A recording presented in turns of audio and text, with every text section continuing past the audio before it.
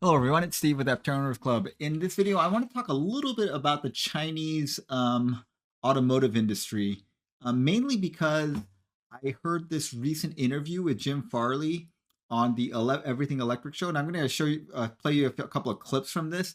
But this was a really revelatory interview for me, and I started doing a little bit of reading into it, and it kind of starts at this thing called the Made in China initiative, Made in China 2025 initiative. This is something that the Chinese government started back in 2015, and they realized that what China was doing is they were making a lot of low value things like clothing, toys, like little things like that, but they wanted to become the dominant player in high tech things, and mainly one of the big targets was in what they call new energy vehicles or EVs. They wanted to kind of really push into the EV space because they realized that they were behind the curve in internal combustion engines, but EVs were kind of a new space.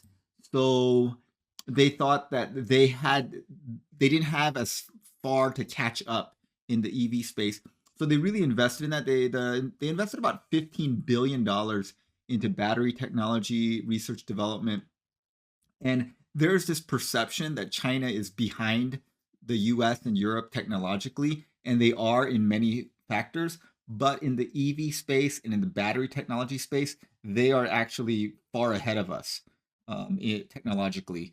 So it wouldn't be them stealing our IP. It would be like us needing their IP for these kinds of things. And Jim Farley talks about that.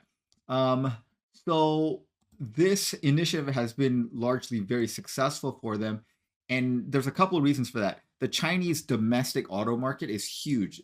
They sell 30 million vehicles a year. It's double the size of the U.S. Market, and the U.S. was the largest car market in the world for the longest time. But China has doubled the size of our market, and now BYD is the largest EV manufacturer in the world, outselling Tesla worldwide. And this is their cheapest EV, which is called the Seagull, and it's $10,000.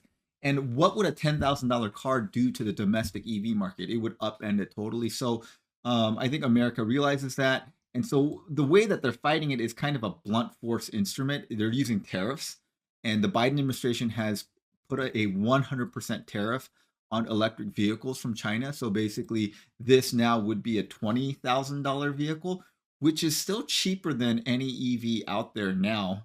But at $20,000, just the build quality and the size and the trade offs maybe wouldn't make it as attractive.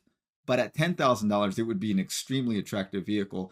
And this is sold in other countries. Like they launched this in Colombia, and then this tariffs stop penetration of a foreign competitor into the U.S. market, but it does not stop them from selling worldwide in other markets and still dominating the landscape globally. And this is a quick graph of China's manufacturing capacity over the past 20 years. So if you look at this,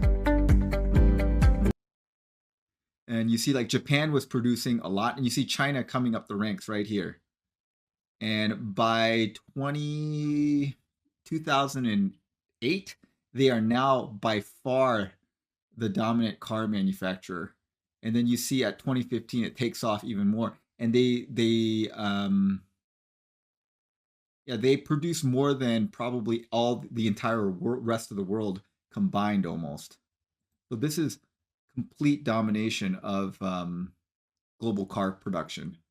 The U.S. is barely breaks the top six in terms of automotive production. And so the big players are like BYD, and of course, Sherry is one of Aptera's partners, and producing some of their air handlers and AC units and that kind of stuff. Geely is a big company. They basically own Polestar, Volvo, and a couple other companies. And then there's mention of Xiaomi, and I didn't realize until I listened to the interview with Jim Farley that Xiaomi, which is basically China's version of Apple, Apple was producing an Apple car for a long time. They were trying to produce an Apple car. Xiaomi actually produced a Xiaomi car. And this is a very popular car, and they sell like 10 to 20,000 units per month, I think, which is pretty amazing. And then there's this car company Neo and Xpeng. They are pure EV manufacturing car companies, and they have like pretty nice looking cars. And so I think people are discounting them, but worldwide they're starting to dominate the sales landscape. These are the most popular EVs in Latin America, and if you look down here, 6 out of the 10 are Chinese vehicles.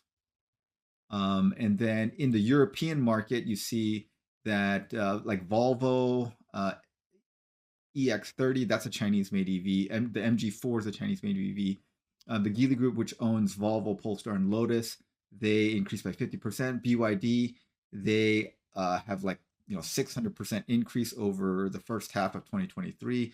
They're outselling Nissan Smart, Toyota, Polestar, Ford, Mini, Porsche, Mazda. So anyway, in other markets, and I think if you look at Australia, BYD sells lots of EVs in Australia as well. So in other parts of the world, Chinese cars have now become mainstream and are pretty well accepted. Here in America, because of the 100% tariffs, just Chinese EVs just not as common. Although I have seen a few Polestar vehicles here and there. All right, so let's listen to a few of these excerpts, which I thought were very interesting. It is. You're absolutely right. Let's look at the numbers. The global new automotive market is 90 million units. Right. So that's what's manufactured each year is around 90 million units. Right. 90 million.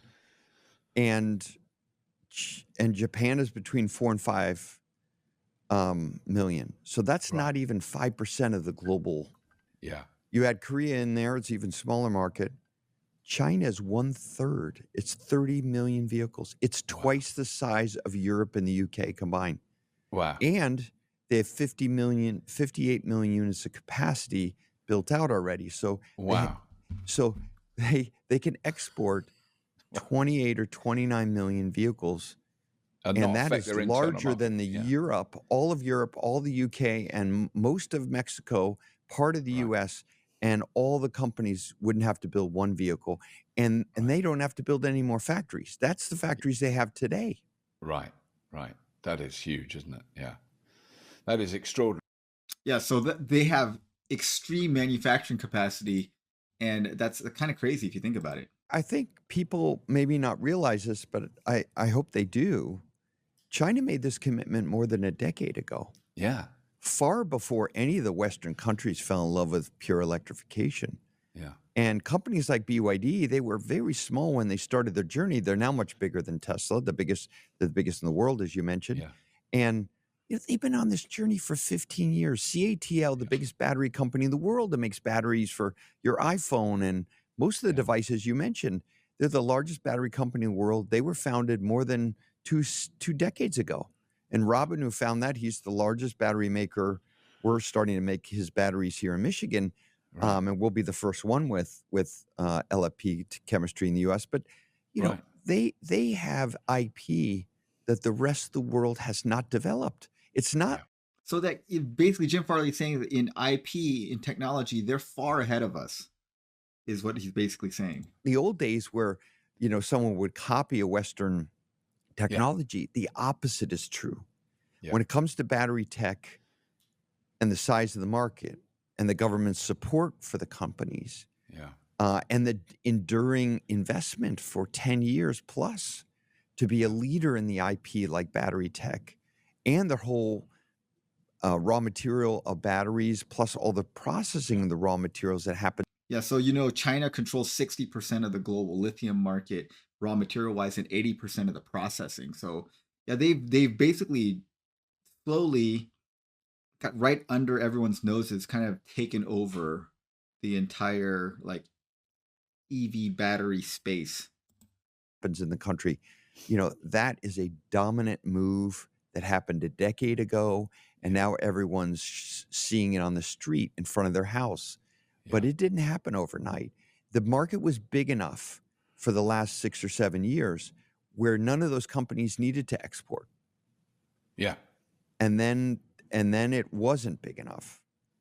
And then everyone started to notice. But for a company like Ford, this is something we have been watching for a while, but I've had 2 trips to China in the last 2 years that were literally epiphanies, where I Right. walked away. The last one was about the Xiaomi product, because in the West, our cell phone companies are not into car. They don't have car companies, Yeah. but in China, both Huawei and Xiaomi, the 2 biggest cell phone companies, are inside of every vehicle that is Yeah. made.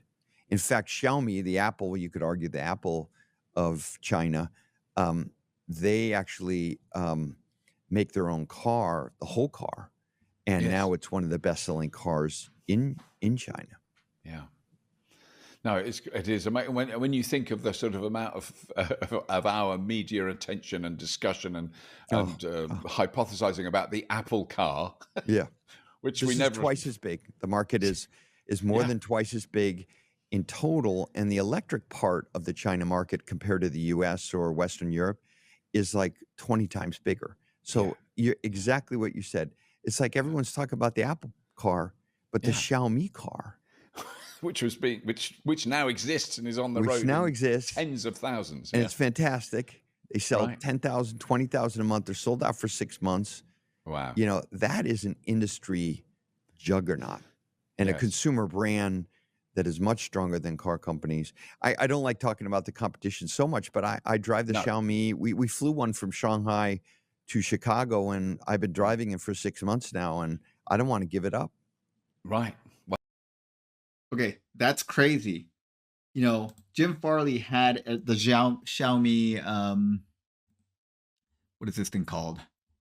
The SU7, and he's been driving it for 6 months, and he's so impressed with it, he doesn't want to give it up. I mean, that's like for a CEO of a car company to say that about another car is kind of crazy. Um, but anyway, this is the part that I thought was especially interesting to us. Reality is the EVs have 40% less parts. They have Yeah. much less labor content, and the parts that are reliable in EV are the parts that break and are really expensive in a combustion vehicle. Right. You know, Right. you break a valve spring or something deep in the transmission, it's just impossible to fix. Yeah. And those things don't break on electric vehicles as Yeah. much. But the battery is huge and it's Yeah. expensive.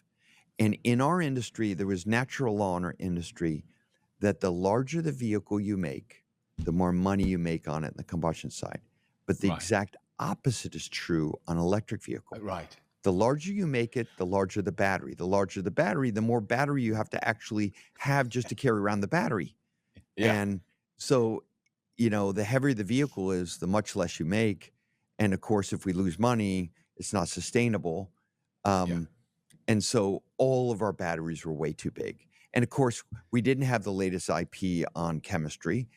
We were Yeah. all putting these expensive, high density lithium batteries, and they're great, but there's a lot of fire risk because there's Yeah. so much energy in those lithium batteries. Whereas iron phosphate, for example, the battery chemistry that's dominant in China, as you know, has much less energy density. It could be charged twice as long, twice as many charge cycles, so it can last Yeah. twice as long. Very attractive for commercial customers who fully charge every day. And that chemistry has almost no fire risk, and so you don't need any countermeasures. You don't need Okay, so what I thought was interesting about that was he was saying generally, like in the US, the car companies have prioritized large SUV sales and truck sales because that's the highest margin product for them. They make the most profit from them, and they've ignored the small car market. But he's saying with the transition to EVs, the larger cars have smaller margins because they require more batteries, and the batteries are expensive. And so they are saying that for EVs, smaller cars have higher margin and smaller batteries are what they need. And that's exactly what Aptera is doing. Aptera is making a smaller battery, smaller car, and with theoretically higher margins. So I thought that was extremely interesting. But the whole interview was very interesting. You should definitely check out the whole interview. It's on the Everything Electric show, and it was a very, very fascinating take. Jim Farley seems to be a very humble, and intelligent leader. And I feel good about Ford's chances just because, I mean, I think it's better with having someone who's like got his eyes open and realizes what's happening in the world rather than sticking his head in the sand, and is kind of facing the challenges head on. So um, I think people have underestimated the Chinese automotive industry for a long time, but people are starting to take notice. And this 100% tariff that's in place right now is kind of a freak out reaction. But if America wants to compete in this market, they can't compete based on tariffs. They have to compete on a level playing field with them, and otherwise the company is going to dominate the world market, and America and companies will just be a niche market for their own domestic market. All right, well, let me know what you guys think about the whole thing, in the comments below. Thanks.